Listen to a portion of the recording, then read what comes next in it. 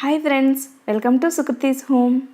ఈరోజు వీడియోలో చాలా ఈజీగా రాగి సంకటి ఎలా తయారు చేసుకోవాలో చూడబోతున్నాం.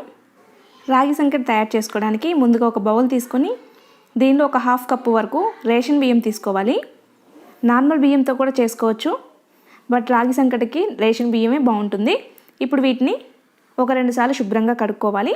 ఆ తర్వాత వాటర్ పోసుకొని ఒక హాఫ్ అన్ అవర్ పాటు ఈ బియ్యాన్ని నానబెట్టుకోవాలి. ఒక హాఫ్ అన్ అవర్ తర్వాత స్టవ్ మీద ఒక గిన్నె పెట్టుకొని దీనిలో 4 కప్పుల వాటర్ని పోసుకోవాలి.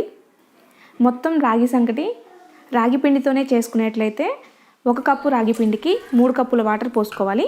అలాగే ఇక్కడ హాఫ్ కప్పు బియ్యం తీసుకున్నాం కాబట్టి ఇంకొక కప్పు వాటరు, మొత్తం 4 కప్పుల వాటర్ని పోసుకోవాలి. వాటర్ మరిగిన తర్వాత మనం నానబెట్టుకున్న బియ్యాన్ని వేసేసుకోవాలి. ఇప్పుడు ఈ రైస్ మొత్తాన్ని కుక్ చేసుకోవాలి.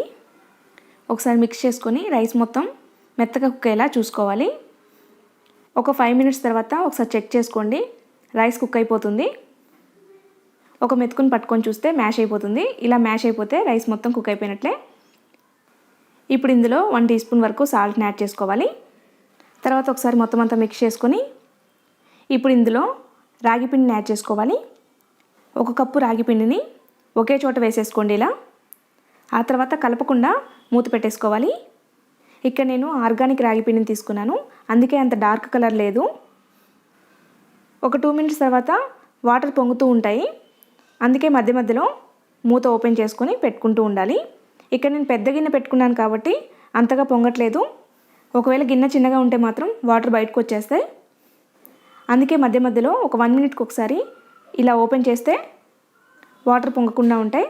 ఇలా ఒక 5 to 6 మినిట్స్ వదిలేయాలి. మధ్య మధ్యలో ఇలా ఓపెన్ చేసుకుంటూ ఒక 5 to 6 మినిట్స్ అలా ఉంటే రాగిపిండి మొత్తం ఉడికిపోతుంది. ఆ తర్వాత స్టవ్ ఆఫ్ చేసుకొని ఇప్పుడు పూర్తిగా కలిపేసుకోవాలి. స్పీడ్గా కలిపేసుకోవాలి, లేదంటే రాగిపిండి ఉండలు కడుతుంది. ఇలా కలిపేసుకుంటూ ఉంటే రైస్ కూడా మ్యాష్ అయిపోతుంది.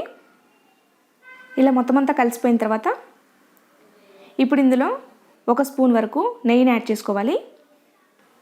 ఇప్పుడు మళ్ళీ ఒకసారి మొత్తం అంతా మిక్స్ చేసుకొని ఇలా మొత్తం కలుపుకున్న తర్వాత మళ్ళీ మూత పెట్టుకొని స్టవ్ లో ఫ్లేమ్లో పెట్టుకొని ఒక 2 మినిట్స్ వదిలేయాలి. ఒక 2 మినిట్స్ తర్వాత రాగి సంకటి పర్ఫెక్ట్గా రెడీ అయిపోయి ఉంటుంది. ఇప్పుడు మూత ఓపెన్ చేసుకొని చేతిని తడుపుకుంటూ ముద్దను చేసుకోవాలి. బాగా కాలుతుందండి, కొంచెం జాగ్రత్తగా చేసుకోవాలి. ఒకవేళ ఇన్కేస్ ఇలా కాలుతుంది చేసుకోలేకపోతున్నాం అనుకుంటే ఒక బౌల్ తీసుకొని దానిలో నెయ్యి అప్లై చేసేసి ఆ తర్వాత ఈ రాగి సంకటిని పెట్టేసుకొని ఇలా ఫిల్ చేసేసుకొని మొత్తం అంతా చేతితో అద్దేసుకుంటే గిన్నె షేప్లో అయితే మనకి రాగి సంకటి వచ్చేస్తుంది. దీన్ని ఇప్పుడు ప్లేట్లో బౌల్ చేసుకోవచ్చు, వెంటనే వచ్చేస్తుంది బయటికి. రాగి సంకటి అయితే పర్ఫెక్ట్గా రెడీ అయిపోయిందండి. చాలా టేస్టీగా ఉంటుంది. అలాగే వెయిట్ లాస్ అవ్వాలనుకునే వారికి ఇది చాలా బాగా యూజ్ అవుతుంది. హెల్త్ పరంగా కూడా చాలా మంచిది. ఈ రాగి సంకటిని నలుపుడు పులుసుతో తీసుకుంటే చాలా బాగుంటుంది. అలాగే పప్పుకూరతో తిన్నా చాలా బాగుంటుంది. నాన్ వెజ్ తినే వాళ్ళైతే నాన్ వెజ్తో తినేయచ్చు. ఈ నలుపుడు పులుసు ఎలా తయారు చేసుకోవాలి అనేది నిన్నటి వీడియోలో పోస్ట్ చేశాను, లింక్ కింద డిస్క్రిప్షన్లో ఇస్తాను. ఇంట్రెస్ట్ ఉంటే చెక్ చేయండి. ఈ రాగి సంకటి మీకు కూడా నచ్చినట్లయితే లైక్ చేయండి, షేర్ చేయండి, కామెంట్ చేయండి. అండ్ మరిన్ని వీడియోస్ కోసం మా ఛానల్ సబ్స్క్రైబ్ చేసుకోండి. Thank you for watching.